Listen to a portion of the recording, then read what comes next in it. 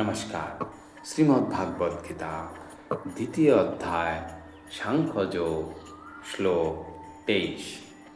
নৈনং ছিন্দন্তি শস্ত্রাণি নৈনং দহতি পাবক ন চৈনং ক্লেদয়ন্তপ ন শোষয়তি মারুত।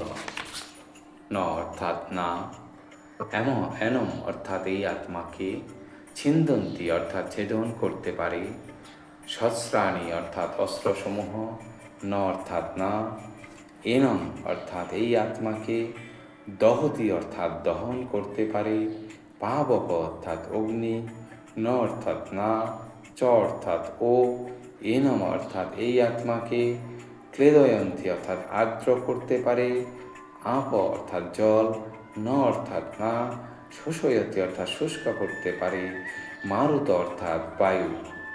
অনুবাদ: আত্মাকে অস্ত্রের দ্বারা কাটা যায় না, আগুনে পোড়ানো যায় না, জলে ভেজানো যায় না, বা বায়ুর দ্বারাও শুষ্কও করা যায় না। তাৎপর্য: তরবারি, আগ্নেয়াস্ত্র, পর্জনাস্ত্র, বায়বীয় অস্ত্র আদি সমস্ত অস্ত্র শস্ত্রই আত্মাকে হত্যা করতে অক্ষম। আধুনিক আগ্নেয়াস্ত্র ছাড়াও মাটি, জল, বায়ু, আকাশ আদি বিভিন্ন উপাদানের তৈরি অস্ত্রসমূহ অতীত ছিল বলে জানা যায়। এমনকি আধুনিক যুগের পারমাণবিক অস্ত্রশস্ত্রগুলিও আগ্নেয়াস্ত্র শ্রেণীভুক্ত, কিন্তু পূর্বে বিভিন্ন রকমের জড় উপাদানের দ্বারা নির্মিত অস্ত্রশস্ত্র ছিল।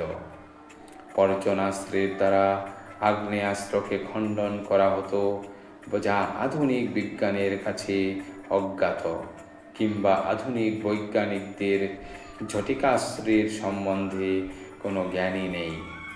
যাই হোক, নানা রকম সমস্ত অস্ত্রশস্ত্র তথা বৈজ্ঞানিক কোনো সরঞ্জামের দ্বারাই আত্মাকে ছেদন করা বা ধ্বংস করা যায় না।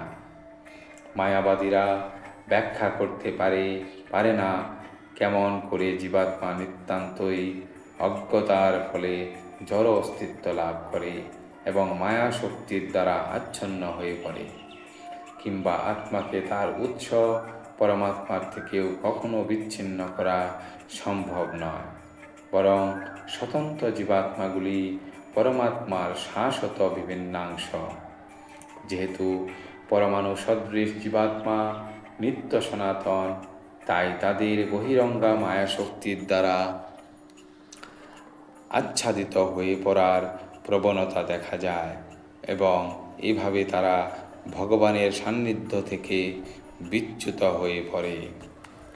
ঠিক যেমন আগুনের স্ফুলিঙ্গ গুণগতভাবে আগুনের থেকে অভিন্ন হওয়া সত্ত্বেও আগুনের থেকে বিচ্ছিন্ন হলেই নিভে যায়। বরাহ পুরাণে বলা হয়েছে জীবাত্মা পরমাত্মার বিভিন্নাংশ। ভগবদ গীতাতেও জীবাত্মার সঙ্গে পরমাত্মার এই নিত্য সম্পর্কের কথা বলা হয়েছে। সুতরাং মায়ার বন্ধন থেকে মুক্ত হবার পরও জীবাত্মা স্বতন্ত্র স্বরূপে বিদ্যমান থাকে, যা অর্জুনের প্রতি ভগবান শ্রীকৃষ্ণের উপদেশে সুস্পষ্ট হয়।